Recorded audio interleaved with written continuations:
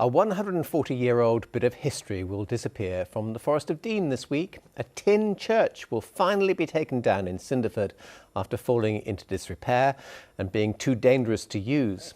Our reporter Ali Vowles has been learning more about this local landmark before it finally goes. Oh well, goodbye. Another bit of history gone. The door is locked and the diggers are moving in. Because everybody say, where do you live? I said, by the tin church.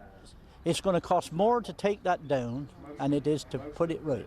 Everybody round here's going to miss it. The church first started in the late 19th century when local evangelists wanted to convert the local gypsy community.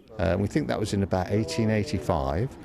The tent was where they held services and everything else, and we believe then she graduated that to a tin building. Eventually, a tin church was built and put on several places around Cinderford. Although it's not listed, its working class history is considered so important that Historic England is funding an oral history project with locals. I and my brother Terry attended the little tin church. This little church had so many memories of growing up. I strongly recall my earlier years and Sunday school with a strict disciplinarian in Mr. Lees, whom I thought at the time was Jesus. Most Sundays we would all meet to play in the morning on the tump. After lunch it would be off to wash and change clothes. Most of the tump gang attended with protest.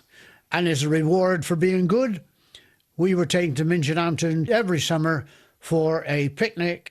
This building is really it tells the story of Cinderford and the rapid growth of Cinderford in the 19th century. So it's really all about the history of their town. The church closed in 2016, the small Anglican congregation now worshipping nearby. The diocese says it tried but failed to get local groups to take it on. The costs of repair just too high. You would have to replace all of the tin on the outside, all of the timbers in the walls, and then all of the cladding on the inside. So a very costly job, but also a job that would take away some of the character and history of the building and fundamentally leave a building that still had the same problem. It's very sad that it couldn't be saved, I think. Once it's down, it's down. And that was the end of it. There's not many of those around the country. So by this time next week, the Bilson Tin Church will be no more. But the memories will live on. Ali Vowles, BBC Points West, Cinderford.